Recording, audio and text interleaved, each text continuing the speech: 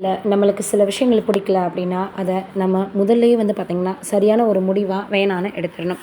ஆனால் அது நடந்ததுக்கு அப்புறமாக அடுத்தவர்கள் பாதிக்கப்படுவாங்களே அப்படின்றத யாரும் யோசிக்கிறது கிடையாது. காலையில் திருமணம் பண்ணிக்கிட்டு மதியம் வந்து லவரோட இப்போ வந்து பார்த்திங்கன்னா புது பெண் ஓடிட்டாங்களாம். அதனால் புது மாப்பிள்ளை சோகத்தில் மூழ்கியிருக்காரு. சென்னையில் திருமணத்திற்கு பிறகு புது பெண் அர்ச்சனா காதலனோட ஓடி இருக்கக்கூடியது மிகப்பெரிய அளவில் மணமகன் விஜயகுமாருக்கும் அவருடைய குடும்பத்திற்கும் பெரும் சோகத்தை ஏற்படுத்தியிருக்கு. பெரமுரை சேர்ந்தவர் தான் யார் அப்படின்னா அகிலன் நாகவல்லி. இவங்களுக்கு 20 வயதான அர்ச்சனான்ற மகள் இருக்காங்க. கடந்த வெள்ளிக்கிழமை காலை 6 மணி அளவில் பெசநகர் சர்ச்சில் மாதவரம் பர்மா காலனியை சேர்ந்த விஜயகுமார் என்ற நபரோட இரு வீட்டார் முன்னிலையில் திருமணம் நடந்திருக்கு. ஆனால் அர்ச்சனா ஏற்கனவே வேறு ஒருவரை இவங்க வந்து காதலித்து வந்திருக்கிறாங்க. அர்ச்சனா ஏற்கனவே வந்து பார்த்திங்கன்னா காதலித்து வருவது தெரிஞ்சுட்டு வீட்டில் விருப்பம் இல்லாதனால இவருக்கு வந்து திருமணம் பேச்சு நடந்திருக்கு. திருமணமும் நடத்தி வச்சுட்டாங்க. இந்த சூழ்நிலையில் காலையில் திருமணம் பண்ணிக்கிட்டு மதியம் தன்னுடைய காதலரோட ஓடி இருக்கிறாங்க அர்ச்சனா. இது மிகப்பெரிய அளவில் அந்த மாப்பிள்ளைக்கு சோகத்தை மட்டும் இல்லை, மிகப்பெரிய அளவில் மனவேதனையும் கொடுத்துருக்கு. நீங்கள் என்ன நினைக்கிறீங்கன்னு கமெண்ட்டில் சொல்லுங்கள். வருங்கல் அருகே இளம்பெண் ஒருத்தர் தற்கொலை செய்துக்கிட்டதில் இப்போ வழக்கு மறுபடியும் வேறு பக்கம் திடீர்னு திருப்பம் ஏற்பட்டிருக்குன்னு சொல்கிறாங்க. பிஎஸ்சி நர்சிங் முடிச்சிருக்கிறாங்க ஜெமலா மேரி.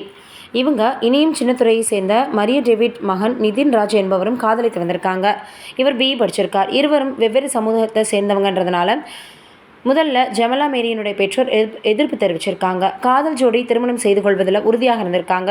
இரு வீட்டாரின் சம்மதத்தோட கடந்த ஜனவரி மாதம் 8ஆம் தேதி திருமணம் நடந்திருக்கு. பெண் வீட்டார் சார்பில் மேல்மீடாலம் குண்டுவாஞ்சேரியில் புதிய வீடு கட்டி கொடுத்துருக்குறாங்க. அந்த வீட்டில் ஜெமலா மேரியும் நிதின்ராஜும் குடும்பம் நடத்தி வந்திருக்கிறாங்க.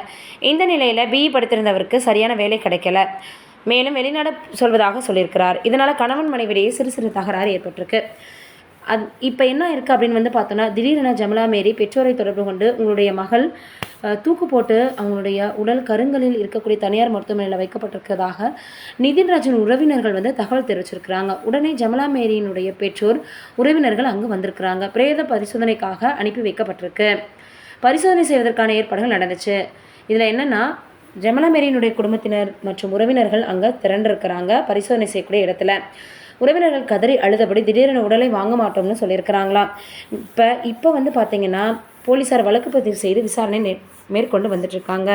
இதில் கணவனும் அவரது குடும்பமும் காரணம் இல்லை, நான் சுயமாக எடுத்த முடிவு, என்னை யாரும் தூண்டலை அப்படின்னு அவங்க வந்து பார்த்திங்கன்னா ஒரு கடிதம் எழுதி வச்சிருக்கிறது சிக்கியிருக்கான்.